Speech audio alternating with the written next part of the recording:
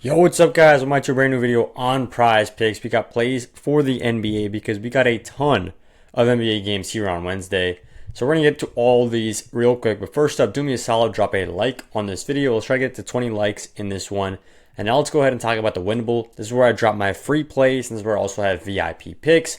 VIP has been absolutely cooking over the last month. If you look at it on the long term, we've been doing very well. And if I want to show you guys one thing, it is literally this. The most important thing in this video is this slide right here. You can get a free week of VIP right now, only if you text me the word VIP to this number. So this is my phone number. I'm literally just going to text you back and help you get on one of these apps, whether it be Sleeper, Chalkboard, or Underdog. And once you sign up for one of those, it's very quick and easy. You will be able to get a free week of VIP. And now let's move into the video. So, right now, Lakers Clippers are in a close one because I'm recording this late at night, and Luka's absolutely popping off like he always does. But we're going to talk about the games for Wednesday. Here we go. Pistons versus Celtics. This one's a great matchup. I think this one's actually going to be quite interesting. The Pistons are only 3-point favorites. I say only because I really do kind of like them to cover here. -3 seems like a great play, or you just take them on the money line at that point, but Pistons are a really great team right now, number one in the East. But the Celtics might have something to say about that, right? Jaylen Brown he's been very consistent this season, right? Over the last few games, he's only gone under 21 time. And if you look before that, a couple times before 20. Pelicans, where he didn't play very much. Rockets, where he only played 22 minutes. So basically, he's been getting 20 plus points every single time, right? And now he's going up against the Pistons. Last time he played the Pistons, he had 41 points. And they lost by just 6. So it was a very close one that time. I expect something similar to happen here, and I think the one player that's going to be an absolute game changer for them, even though Kate is coming back now, it's going to be Jalen Duren for me. Jalen Duren is just so elite right now. He's just so elite, and the stats don't, really reflect how great he's been. I mean, sometimes they do, right? 31 points. But if you just look at this man on the court, it is absolutely dominant at times. 19.5 points, it's a pretty high line, but where I like him even more is actually on the rebounds. I like him at 11.5 rebounds. If you can go ahead and take it right here, this is a great play because the Celtics are a good rebounding team, but they're not great. Let me show you guys exactly what I'm talking about. Rebounds allowed, they're 17, right? So they're very middle of the road when it comes to rebounding against the opposing team. And if we look at recent players who's gone over, Nick Claxton actually had his line at 7.5, 2 nights, and he smacked for 11 both times, right? John Collins did not hit. Embiid did not hit, but he's on a minutes restriction, so that doesn't really count. Embiid again, Mobley cashed, right? So Jalen Duren's probably one of the most impactful rebounders in the game right now. I mean, especially with Giannis and Wemby injured, I'd say right now, Jalen Duren might actually be that guy. And tonight it's going to be just the Jalen Duren show. That's exactly what I have projected because I know Jaylen Brown's going to be good. I know Cade Cunningham's going to be good when it comes to scoring, but when it comes to overall impact on the game, really what just doesn't show up in the stats, so it might pop off at the screen, it's Jalen Duren. And the one stat that actually does kind of reflect that for a player like JD is the rebounding, right? So I like Jalen Duren right here on the rebounds a lot. Now, Knicks versus Hornets is our next game up. You got the Hornets at 6.5-point underdogs here at home versus the Knicks. And this is what I'm talking about, guys. You really can't figure out this Hornets team. You got Bridges at 19.5, Ball at 18.5, Knipple at 17.5, Miller also at 17.5, and then KB down at 6, right? This one might be a little bit of a low line. Might be a good spot here to take Ryan Kalkbrenner. But we're going to go ahead and talk about the Knicks first and then hop back over to the Hornets. Jalen Brunson has been on one this season. He had this 3-game stretch that was just pretty rough, honestly. And the reason it was rough for stats was because they won those 3 games by an average margin of 23. But if we look at the games where he's really been playing close ones, right here, relatively close ones, I should say, it's been good. The only problem I have with this line is this might not be a close one, right? This might not be a close one against the Hornets. They might actually dominate. Here they won by 23, here they won by 36, here they won by 17, and the common factor in all 3 of those games was Brunson didn't come close to hitting his line of 28.5 points, right? So I'm staying away personally from Brunson right here. The one player that I do love, and for a good reason, is Knipple, right? there is nothing to say that because Brandon Miller is coming back now, this is going to go badly, right? We select the only games, right, when Brandon Miller did play, right, which was very early on the season. This was in the season opener, 11 points. Next game, 14 points. Game after that, popped off, 9 3-points shot, 6 3-points made, and he got 26 points, right?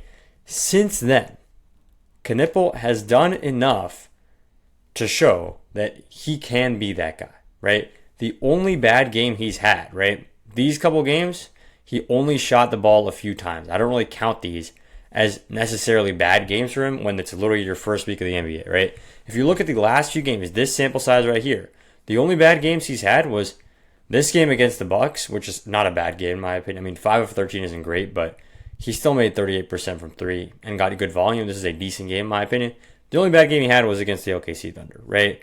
And who isn't going to have a bad game against the Thunder? They're literally the best defense of all time in the regular season. That's what it's looking like right now, according to the stats. And I think they might actually keep that up. He's playing the Knicks now, who truly middle of the road defense, right? For such a good offensive team, their defense, it doesn't do them justice, right? Their defense is not all that great.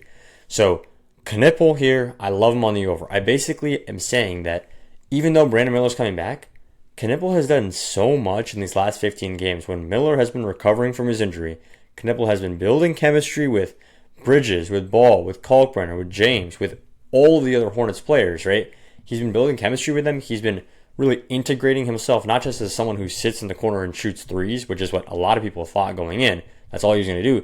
He's been integrating himself as the guy. He's a great role man. He can find players with the great passes, and he's basically, in my opinion, risen up to second to LaMelo Ball, right? At this point, if LaMelo Ball gets traded, many Hornets fans wouldn't even be mad, right? Me personally, I'm a Hornets fan. I wouldn't be mad.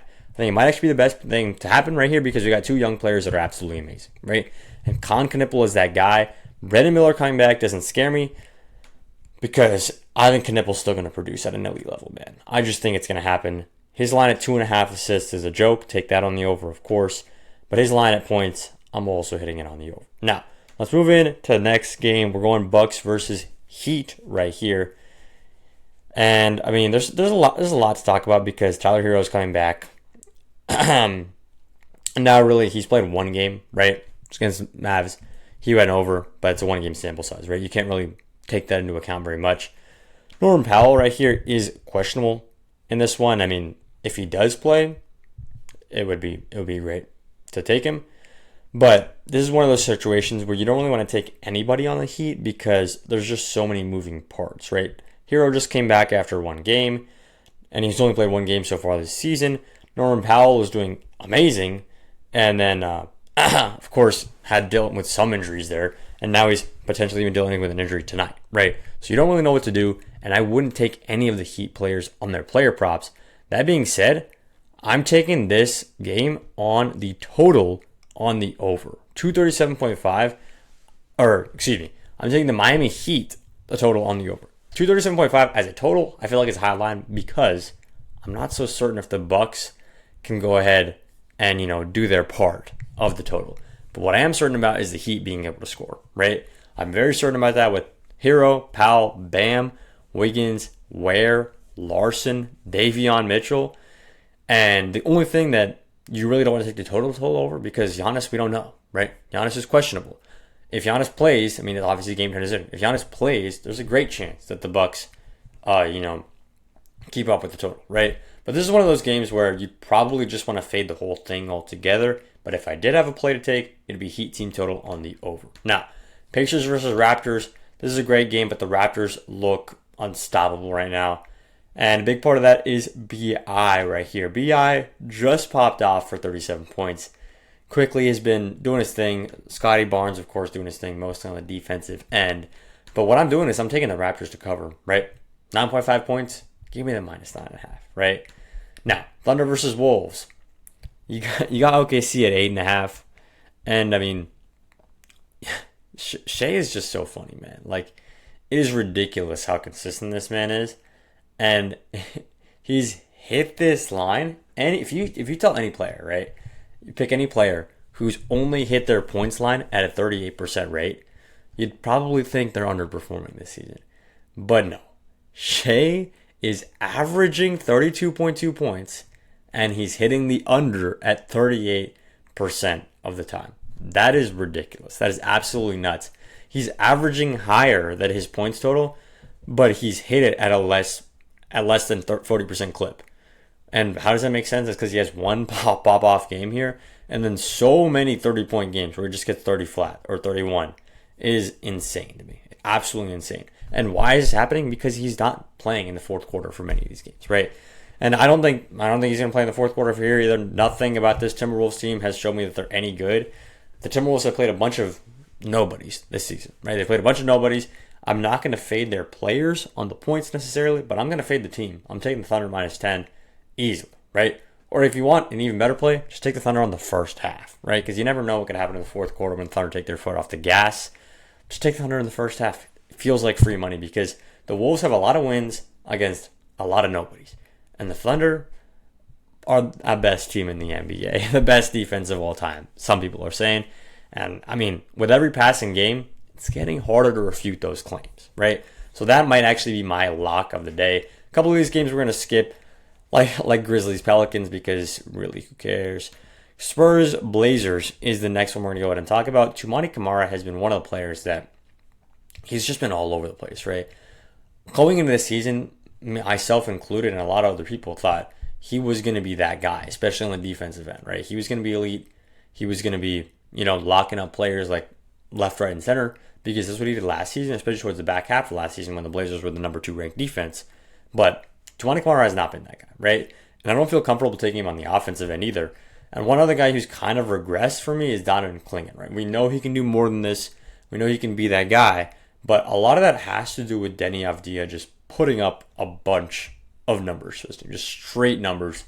And this consistency is absolutely, right? The only time he's had a bad game, well, who would have thought? He was playing the OKC Thunder, right? I mean, it's just such a common trend, right? When players play the Thunder, they do pretty poorly, right? Who would have thought? And in this game, Wemby is still out. You've got De'Aaron Fox trying to lead this team. He's been good, but I can't say great because, I mean, these are great numbers to look at, right? The green bars look good, but when you're shooting this many shots and you're really just, I mean, I don't want to say he's slowing down the team, but compared to what the team is with Wemby and Fox, and then just Fox, it feels bad, right? It feels like we're not doing the Spurs justice. So I like the Blazers just to win straight out here. I think the hotter team right now. They've been playing better, and they're less injured, right? So sometimes it comes down to that. And tonight, Wednesday night, I think it's going to be one of those days. Suns, Kings, we're going to skip that one. Suns have been playing well, but we're going to want to talk about this one, Rockets, Warriors. Because the Rockets, just a few weeks ago, just last week, they had the number 1 offensive rating in the NBA. Now they've dropped to around number 3. But they're still looking really solid, right? They're still looking really solid, of course. And if you look at the defensive rating for the Warriors, they're still top 10. It's not like this is a terrible defense at all. And this is going to be a weird one, right? There's going to be a weird one because, let me show you guys what I'm talking about.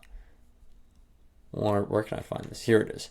It's going to be a weird one because there's a couple major injuries for them. Obviously, Kevin Durant's playing out here. Tari Eason's out. But a big one that is Steven Adams, right? He helps a lot with their pick and roll game because he's the best screener. I mean, I don't want to say ever, but he's the best screener right now in the NBA pretty clearly. And I mean, that's a weird thing to say, but in terms of just setting screens and being able to be good at that stuff, Adams is that guy, right?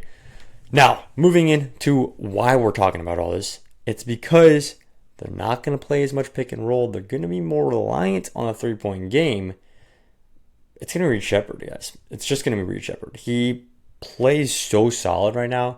I like him on the over 2.5 threes because if you just look at the stats, guys, he's shooting enough and the shots are falling more often than not, right? I know he's had a couple misses recently, but if you look at these last few games, like it's been 5 times where he's cashed and 3 times where he hasn't. And when he has cashed, he's going well over the line, right? So I love Reed Shepherd right here. And if we look at the Warriors side of the ball, there is one play that I loved taking right here. It's Steph Curry on the assists. 3.5 assists. It's just simply too low for this man. Now, that's all the games we got for Wednesday night. I appreciate you. Make sure to tune in tomorrow for the Thanksgiving Day video. We got a bunch of NBA, but more importantly, we got 3 games in the NFL, and we're going to do all the plays for that. I appreciate you. I'll see you in the next one.